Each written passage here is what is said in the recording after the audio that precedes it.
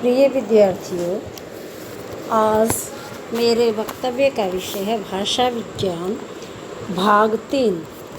इस प्रश्नमाला की कड़ी में मैंने भाषा विज्ञान से संबंधित एक अति महत्वपूर्ण प्रश्न श्रृंखला को तैयार की है, जिसका अध्ययन जो है इस वक्तव्य में हम करेंगे।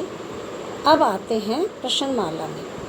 प्रथम प्रश्न है, भाषा शब्द संस्कृत के किस धातु रूप से बना है?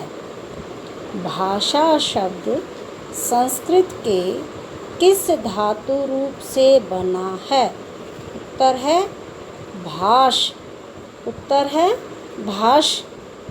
हिंदुस्तानी भाषा का रूप क्या है? हिंदुस्तानी भाषा का रूप क्या है? उत्तर हिंदी उर्दू मिश्रित। हिंदी उर्दू मिश्रित। नेक्स्ट प्रश्न है, वर्तमान समय में संविधान द्वारा स्वीकृत भाषाओं की संख्या क्या है? वर्तमान समय में संविधान द्वारा स्वीकृत भाषाओं की संख्या कितनी है? उत्तर है 22। आपका उत्तर आ गया है 22। नेक्स्ट प्रश्न, ग्रीम नियम का संबंध किससे है? ग्रीम नियम का संबंध किससे है? उत्तर है स्वनिम विज्ञान। स्वनिम विज्ञान। नेक्स्ट प्रश्न है, किस क्षेत्र की बोली को काशिका कहा गया है? किस क्षेत्र की बोली को काशिका कहा गया है? उत्तर है बनारस। उत्तर है बनारस। नेक्स्ट प्रश्न है, ब्रिज भाषा कहाँ बोली जाती है? ब्रिज भाषा कहाँ बोली जाती है? उत्तर है मथुरा वृंदावन। मथुरा वृंदावन। नेक्स्ट प्रश्न है, राहुल सांस्कृत्यायन ने हिंदी का प्रथम कवि किसे माना है? हिंदी का प्रथम कवि किसे माना है? उत्तर है सरहपाद। सरहपाद। नेक्स्ट प्रश्न है, बिहारी उपभाषा वर्ग के अंतर्गत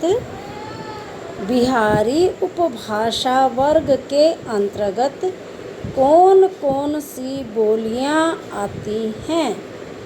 कौन कौन सी बोलियां आती हैं? उत्तर है भोजपुरी, मगही, मैथिली। भोजपुरी, मगही, मैथिली, ये 3 जो उपबोलियाँ जो हैं, उपभाषाएं जो इसके अंतर्गत आती हैं। नेक्स्ट प्रश्न है, खड़ी बोली के लिए सुनीति कुमार चटर्जी ने किस शब्द का प्रयोग किया? खड़ी बोली के लिए सुनीति कुमार चटर्जी ने किस शब्द का प्रयोग किया? उत्तर है जनपदीय हिंदुस्तानी। जनपदीय हिंदुस्तानी। नेक्स्ट प्रश्न, खड़ी बोली के विकास में फोर्ट विलियम कॉलेज का विशिष्ट योगदान है। फोर्ट विलियम कॉलेज का विशिष्ट योगदान है, क्योंकि आंसर है खड़ी बोली के प्रशिक्षण से विविध साहित्यिक विधाओं में सृजन हुआ। खड़ी बोली के प्रशिक्षण से विविध साहित्यिक विधाओं में सृजन हुआ। इसी के अंतर्गत दूसरा था पॉइंट, खड़ी बोली में साहित्यिक लेखन युग की आवश्यकता थी। खड़ी बोली में साहित्यिक लेखन युग की आवश्यकता थी। यहाँ आपको मैं स्पष्ट करना चाहूँगी कि फोर्ट विलियम कॉलेज के अंदर खड़ी बोली का जो है प्रशिक्षण दिया गया, लोगों को सिखाया गया और उससे साहित्य के अंदर जो नई नई विधाएं आई हैं, आपकी कहानी, उपन्यास, नाटक आदि, इनका विकास हुआ। और दूसरा इसका क्या कारण रहा, क्योंकि उस समय खड़ी बोली जो है साहित्यिक लेखन के लिए अति अनिवार्य हो गई थी। लोगों की आवश्यकता थी, युग की मांग थी। नेक्स्ट प्रश्न है, भोजपुरी का क्षेत्र कौन सा है? भोजपुरी का क्षेत्र कौन सा है? उत्तर है आरा। आरा यानी भोजपुरी जो है आरा के अंदर बोली जाती है। नेक्स्ट प्रश्न है, कवि स्वयंभू किस भाषा के कवि हैं? कवि स्वयंभू किस भाषा के कवि हैं? उत्तर है पाली। उत्तर है आपका पाली।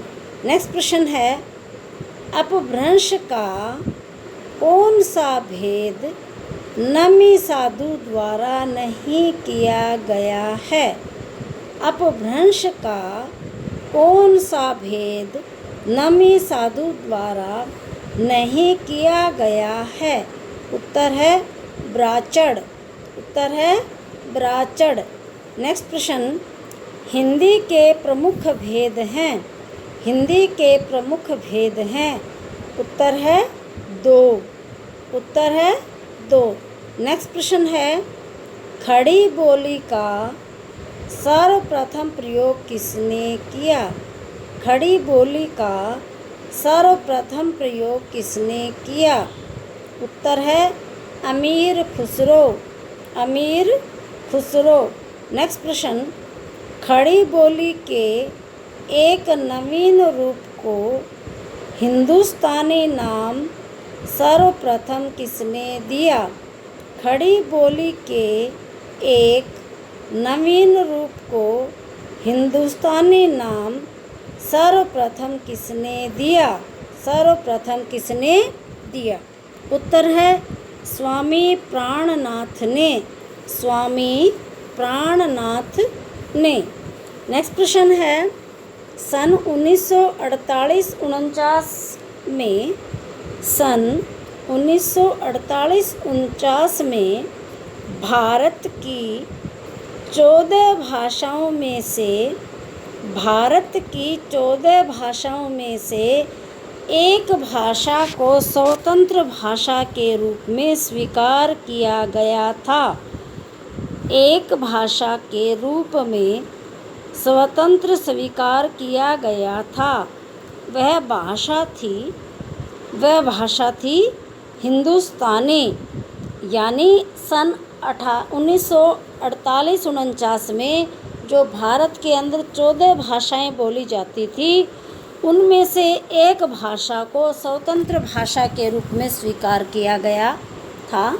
उस भाषा का नाम था हिंदुस्तानी। हिंदुस्तानी। नेक्स्ट प्रश्न, अवहट भाषा का तात्पर्य परिनिष्ठित अपभ्रंश से है।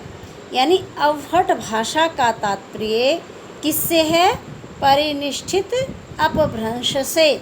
नेक्स्ट प्रश्न है, हिंदी के उद्भव और विकास की पूर्ववर्ती सही भाषा श्रृंखला। उत्तर है वैदिक भाषा, संस्कृत, प्राकृत, अपभ्रंश।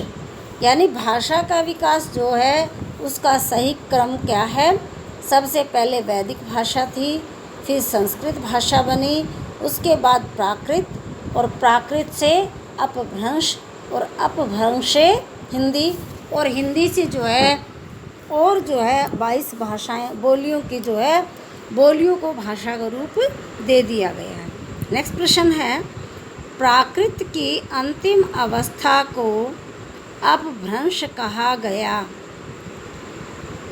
प्राकृत की अंतिम अवस्था को अपभ्रंश कहा गया क्योंकि यह परंपरागत साहित्यिक भाषा का विकसित रूप था।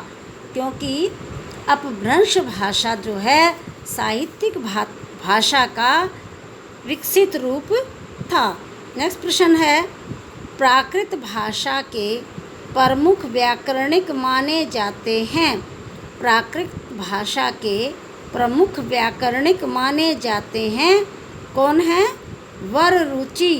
वररुचि यानी प्राकृत भाषा के व्याकरणिक के रूप में विख्यात हैं वररुचि। नेक्स्ट प्रश्न है, दक्षिणी हिंदी के प्रथम लेखक हैं। दक्षिणी हिंदी के प्रथम लेखक हैं यानी दक्षिणी हिंदी सबसे पहले लिखने का कार्य किस लेखक ने किया? उत्तर थोड़ा सा उर्दू का है, भाषा को भी ध्यान से सुनना और लिखना। ख्वाजा बंदा नवाज गेसु दराज सैयद मोहम्मद हुसैनी। ख्वाजा बंदा नवाज गेसु दराज सैयद मोहम्मद हुसैनी। नेक्स्ट प्रश्न है, दक्षिणी हिंदी के साहित्य में प्रधान है। दक्षिणी हिंदी के साहित्य में प्रधान है यानी कि दक्षिणी हिंदी है, उनके साहित्य में किस चीज़ की प्रधानता है? उत्तर है सूफी मत। सूफी मत जो है दक्षिणी हिंदी से ही निकला है। नेक्स्ट प्रश्न है, बाजार किस भाषा का शब्द है? बाजार किस भाषा का शब्द है? उत्तर है उर्दू। उत्तर है आपका उर्दू। नेक्स्ट प्रश्न, कौन सी बोली ब्रज भाषा से बहुत मिलती जुलती है? कौन सी बोली ब्रज भाषा से बहुत मिलती जुलती है? उत्तर है कन्नौजी। उत्तर है कन्नौजी। कन्नौजी भाषा जो है ब्रज भाषा से मिलती जुलती है। नेक्स्ट प्रश्न, छत्तीसगढ़ी बोली छत्तीसगढ़ी बोली बोली जाती है। छत्तीसगढ़ी बोली बोली जाती है। उत्तर है मध्य प्रदेश। उत्तर है मध्य प्रदेश। छत्तीसगढ़ी बोली जो है एमपी के अंदर, मध्य प्रदेश के अंदर बोली जाती है। नेक्स्ट प्रश्न है, कन्नौजी बोली का केंद्र है। कन्नौजी बोली का केंद्र है फर्रुखाबाद। कन्नौजी बोली का केंद्र कौन सा है? फर्रुखाबाद। नेक्स्ट प्रश्न है, किस बोली का अपना कोई साहित्य नहीं है? किस बोली का अपना कोई साहित्य नहीं है? उत्तर है बघेली। उत्तर है बघेली। बघेली भाषा का अपना कोई साहित्य नहीं है। नेक्स्ट प्रश्न है, उर्दू के विषय में क्या सत्य है? उर्दू के विषय में क्या सत्य है? कहने का भाव यह है कि उर्दू के बारे में कौन सी सच्चाई जो है प्रतिपादित होती है? उत्तर है इतिहास की दृष्टि से। इतिहास की दृष्टि से उर्दू हिंदी के बाद की भाषा है। उर्दू हिंदी के बाद की भाषा है। यानी इतिहास की दृष्टिकोण से देखते हैं तो हिंदी भाषा जो है पहले आई है साहित्य के अंदर और उर्दू बाद में आई है। नेक्स्ट प्रश्न है, उर्दू भाषा का प्रारंभिक नाम था। उर्दू भाषा का प्रारंभिक नाम था। उत्तर है जवान उर्दू ए मुअल्ला। जवान उर्दू ए मुअल्ला। नेक्स्ट प्रश्न, विदेशी भारत की संपूर्ण भाषाओं को कहा जाता था। विदेशी भारत की संपूर्ण भाषाओं को कहा जाता था। उत्तर है जवाने हिंदी। जवाने हिंदी। नेक्स्ट प्रश्न है, रानी केतकी की कहानी की भाषा कौन सी है? रानी केतकी की भाषा कौन सी है? उत्तर है हिंदुस्तानी। उत्तर है हिंदुस्तानी। रानी केतकी की भाषा हिंदुस्तानी है।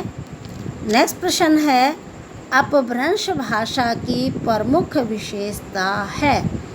अपभ्रंश भाषा की प्रमुख विशेषता है। उत्तर है वर्णों की द्वित्व प्रवृत्ति। वर्णों की द्वित्व प्रवृत्ति कहने का भाव क्या है कि इसमें डबल डबल वर्ण जो है आते हैं। नेक्स्ट प्रश्न है, विभाषा जिसे अंग्रेजी में डायलेक्ट कहते हैं से तात्पर्य है। विभाषा जिसे अंग्रेजी में डायलेक्ट कहते हैं से कहने का तात्पर्य है। उत्तर है एक प्रांत अथवा उपप्रांत की बोली। एक प्रांत अथवा उपप्रांत की बोली। नेक्स्ट प्रश्न है, शतम समूह में कौन कौन सी भाषाएं हैं। शतम समूह में कौन कौन सी भाषाएं हैं। उत्तर है ईरानी। उत्तर है ईरानी। नेक्स्ट प्रश्न, सिंधी भाषा के लिए किस लिपि का प्रयोग किया जाता है। सिंधी भाषा के लिए किस लिपि का प्रयोग किया जाता है। उत्तर है फारसी। उत्तर है फारसी। नेक्स्ट प्रश्न, साहित्यिक दृष्टि से सर्वोत्कृष्ट भाषा कौन सी है। साहित्यिक दृष्टि से सर्वोत्कृष्ट भाषा कौन सी है। उत्तर है अवधी भाषा। अवधी भाषा। प्यारे विद्यार्थियों, यहाँ मैं इस मंतव्य को स्पष्ट करना चाहूँगी कि साहित्यिक दृष्टि से सर्वोत्तम भाषा अवधी भाषा क्यों है। आपने देखा होगा आदिकाल के अंदर जो है अवधी भाषा का भी प्रयोग था। आदिकाल के बाद जो आपका भक्ति काल आता है, भक्ति काल के अंदर आपने देखा कि तुलसीदास जी ने भी अवधी भाषा के अंदर साहित्य रचना की है। और जो सूफी संप्रदाय का मलिक मोहम्मद जैसी जो मुसलमान कवि हुए हैं, उन्होंने पद्मावत की रचना भी जो है अवधी भाषा में की थी। इसलिए साहित्यिक दृष्टि से उस समय की सबसे महत्वपूर्ण या सबसे सर्वोत्कृष्ट भाषा कौन सी रही, आपकी अवधी भाषा को माना गया है। नेक्स्ट प्रश्न आता है, हिंदुस्तानी के स्थान पर हिंदी का सबसे पहले प्रयोग किसने किया। हिंदुस्तानी के स्थान पर हिंदी का सबसे पहले प्रयोग किसने किया। उत्तर है प्रोफेसर गिलक्राइस्ट ने। प्रोफेसर गिलक्राइस्ट ने। प्रोफेसर गिलक्राइस्ट ने सबसे पहले हिंदुस्तानी के स्थान पर हिंदी का प्रयोग किया। नेक्स्ट प्रश्न है, खड़ी बोली गद्य में लिखा गया सर्वप्रथम ग्रंथ कौन सा है। खड़ी बोली गद्य में लिखा गया सबसे पहला ग्रंथ कौन सा है। उत्तर है गोरखसार। गोरखसार। गोरखसार खड़ी बोली हिंदी या खड़ी बोली गद्य में लिखा गया पहला ग्रंथ है। खड़ी बोली गद्य में लिखा गया पहला ग्रंथ है। नेक्स्ट प्रश्न है, मैथिली गद्य का सर्वप्रथम ग्रंथ कौन सा है। मैथिली गद्य का सर्वप्रथम ग्रंथ कौन सा है। उत्तर है वर्ण रत्नाकर। वर्ण रत्नाकर। प्यारे बच्चों, यहाँ देखो, खड़ी बोली गद्य में लिखा गया सबसे पहला ग्रंथ है गोरखसार और मैथिली गद्य में लिखा गया प्रथम ग्रंथ है वर्ण रत्नाकर। इसी तरह से वर्ण रत्नाकर की रचना किसने की। उत्तर है ज्योतिरीश्वर। ज्योतिरीश्वर। नेक्स्ट प्रश्न है, प्रारंभ में उर्दू का समर्थन और हिंदी की उपेक्षा कर हिंदी उर्दू की प्रतिद्वंदिता को जन्म दिया गया। यानी प्रारंभ में उर्दू का तो समर्थन किया गया, हिंदी भाषा की उपेक्षा की गई और हिंदी और उर्दू के अंदर जो प्रतिद्वंदिता है को जन्म दिया गया, एक झगड़े को जन्म दे दिया गया। इस द्वंद्व का जन्मदाता कौन था, यानी ये झगड़े को जन्म देने वाला कौन था? अंग्रेज़। यहाँ थोड़ा सा मैं आपको संकेत देना चाहूँगी, क्योंकि जिस समय हम जिस काल की भाषा की बात कर रहे हैं उस समय अंग्रेज़ों ने ये देख लिया था अगर हिंदू और मुसलमान एक हो गए तो क्या होगा, भारत को स्वतंत्र करना, गुलाम बनाना मुश्किल हो जाएगा। इसलिए इन्होंने डिवाइड एंड रूल पॉलिसी को अपनाया और भाषा के आधार पर हिंदुओं और मुसलमानों में भेदभाव कर दिया। हिंदी को तो इन्होंने हीन दृष्टि से देखा, उपेक्षा के भाव से देखा और उर्दू भाषा का समर्थन किया। इससे क्या हुआ, उर्दू भाषी और हिंदी भाषियों के अंदर आपस में द्वंद्व शुरू हो गया, झगड़ा विवाद शुरू हो गया और उसका फ़ायदा अंग्रेज़ों ने उठाया। इसलिए इस झगड़े का जन्मदाता कौन हुआ? अंग्रेज़। नेक्स्ट प्रश्न है, ईसाई प्रचारकों ने अपने धर्म को प्रचार प्रसार उर्दू के माध्यम से न करके हिंदी के माध्यम से ही करना आरंभ किया। ईसाई प्रचारकों ने अपने धर्म का प्रचार प्रसार उर्दू के माध्यम से न करके हिंदी के माध्यम से ही करना प्रारंभ किया। उस समय भारत का, इसका उत्तर है क्योंकि उस समय भारत का जन सामान्य हिंदी बोलता था, यानी भारत के अंदर जो सामान्य जनता थी वो हिंदी भाषी जनता थी। इसलिए क्या किया, जितनी भी ईसाई मिशनरीज थी उन्होंने अपने ईसाई धर्म के प्रचार के लिए हिंदी भाषा का प्रचलन जो है जारी रखा। नागरी प्रचारिणी सभा काशी की स्थापना का मूल उद्देश्य था। यानी कि नागरी प्रचारिणी सभा काशी की स्थापना का मूल उद्देश्य था। उत्तर है हिंदी भाषा और नागरी लिपि का प्रचार प्रसार करना। हिंदी भाषा और नागरी लिपि का प्रचार प्रसार करना।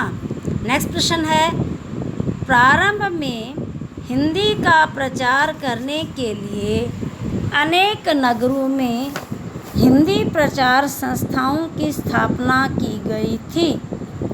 प्रारंभ में हिंदी का प्रचार प्रसार करने के लिए अनेक नगरों में हिंदी प्रचार संस्थाओं की स्थापना की गई थी। इस क्रम में स्थापित भाषा संवर्धनी सभा के संस्थापक थे। इस क्रम में स्थापित भाषा संवर्धनी सभा के संस्थापक थे। उत्तर है बाबू तोताराम। बाबू तोताराम। नेक्स्ट प्रश्न है, नागरी प्रचारिणी सभा के प्रथम सभापति बने थे। नागरी प्रचारिणी सभा के प्रथम सभापति बने थे बाबू राधा कृष्ण दास। बाबू राधा कृष्ण दास। नेक्स्ट प्रश्न है, पंजाब में हिंदी का प्रचार मुख्यतः किसने किया? पंजाब में हिंदी का प्रचार मुख्यतः किसने किया? उत्तर है श्रद्धाराम फुल्लोरी। श्रद्धाराम फुल्लोरी। नेक्स्ट प्रश्न है, द्रविड़ परिवार की कौन कौन सी भाषाएं हैं? द्रविड़ परिवार की कौन कौन सी भाषाएं हैं? उत्तर है तमिल, तेलुगु, कन्नड़, ब्राहुई। तमिल, तेलुगु, कन्नड़, ब्राहुई। नेक्स्ट प्रश्न है, भारोपीय भाषा परिवार का दूसरा नाम इंडो जर्मनिक किसके द्वारा किया गया? भारोपीय भाषा परिवार का दूसरा नाम इंडो जर्मनिक किसके द्वारा किया गया? उत्तर है मैक्स मूलर। उत्तर है मैक्स मूलर। नेक्स्ट प्रश्न है, भारोपीय भाषा परिवार के 2 वर्ग किए गए हैं। भारोपीय भाषा परिवार के 2 वर्ग किए गए हैं, केतुम और शतम। केतुम और शतम।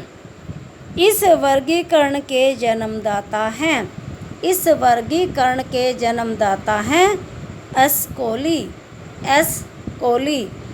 ये प्रश्न आपसे ये भी इस प्रकार से भी पूछ सकते हैं कि एस्कोली ने भारोपीय भाषा परिवार के कौन कौन से 2 वर्ग किए? एस्कोली ने भारतीय भाषा परिवार के कौन कौन से 2 वर्ग किए? आपका उत्तर होगा केंतुम और शतम। केंतुम और शतम। केंतुम और शतम, यानी एस्कोली ने इन 2 भाषा परिवारों का विभाजन किया।